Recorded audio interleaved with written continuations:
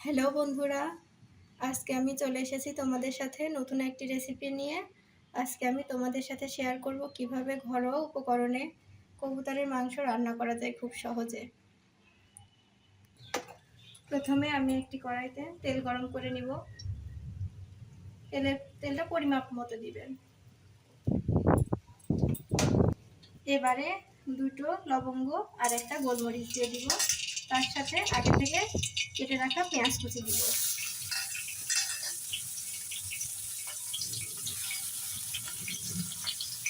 পেঁয়াজগুলোকে একটু ভেজে নিব, একটু ব্রাউন কালার করে নিব ভেজে।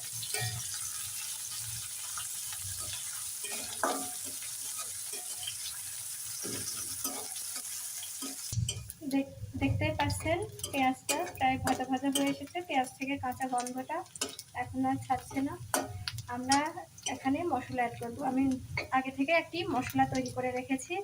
এখানে আমি দিয়েছি 2 চামচ পেঁয়াজ বাটা, 1 চামচ শুকনা মরিচ বাটা, হাফ চামচ আদা রসুন বাটা। আমরা এটা সেই ভাজা তেলে অ্যাড করব।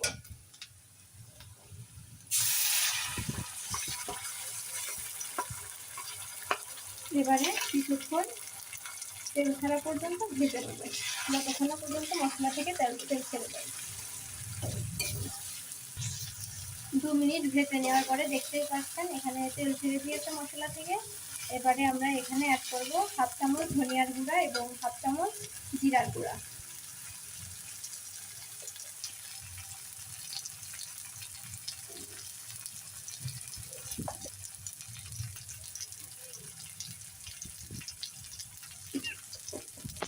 এখানে আমি সামান্য পরিমাণে পানি অ্যাড করে দেবো যাতে মশলাটা নিচে থেকে লেগে না যায়। এভাবে আরও 3 থেকে 4 মিনিট কষিয়ে নেব।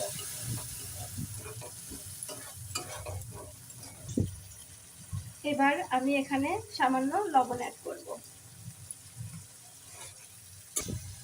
দেখতে পাচ্ছেন মশলা থেকে সুন্দর তেল ছেড়ে দিয়েছে। এবারে আমি মাংসটা অ্যাড করব।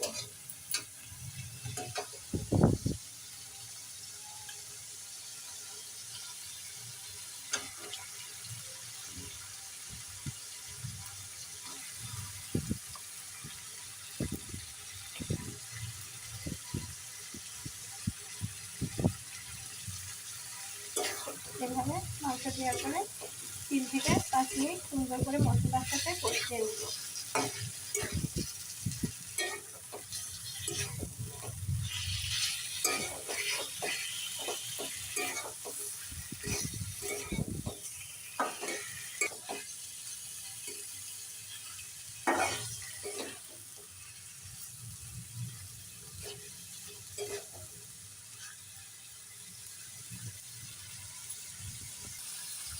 দেখতে পাচ্ছেন 5 থেকে 7 মিনিট এভাবে নাড়াচাড়া করে সুন্দর একটা কালার চলে এসেছে। মশলাটাও হয়ে এসেছে, সুন্দর স্মেল আসছে। এবারে আমরা মাংসটাকে একটু সেদ্ধ হওয়ার জন্য সীমিত পরিমাণে পানি দিয়ে দেব।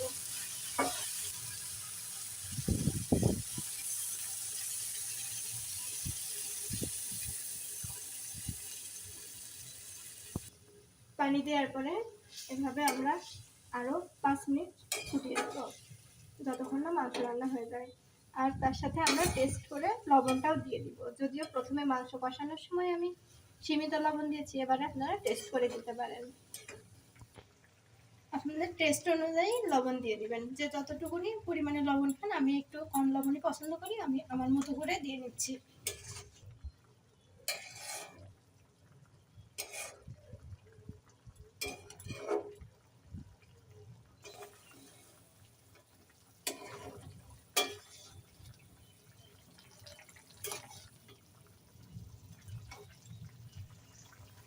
এভাবে 2-3 মিনিট কষিয়ে নেওয়ার পরে আমরা গরম মশলার গুঁড়ো অ্যাড করে নিব। আপনারা চাইলে বাটা মশলাও অ্যাড করতে পারেন। আমার কাছে গরম মশলার গুঁড়ো আছে, আমি গরম মশলার গুঁড়ো অ্যাড করব।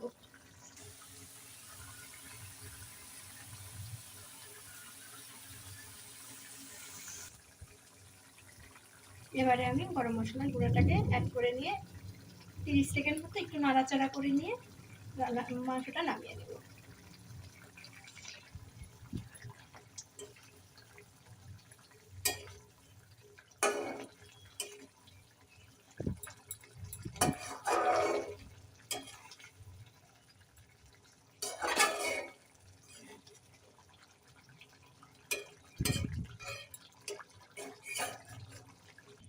দেখতে পাচ্ছেন তৈরি হয়ে গেছে আমাদের মজাদার এবং সুস্বাদু কবুতরের মাংস।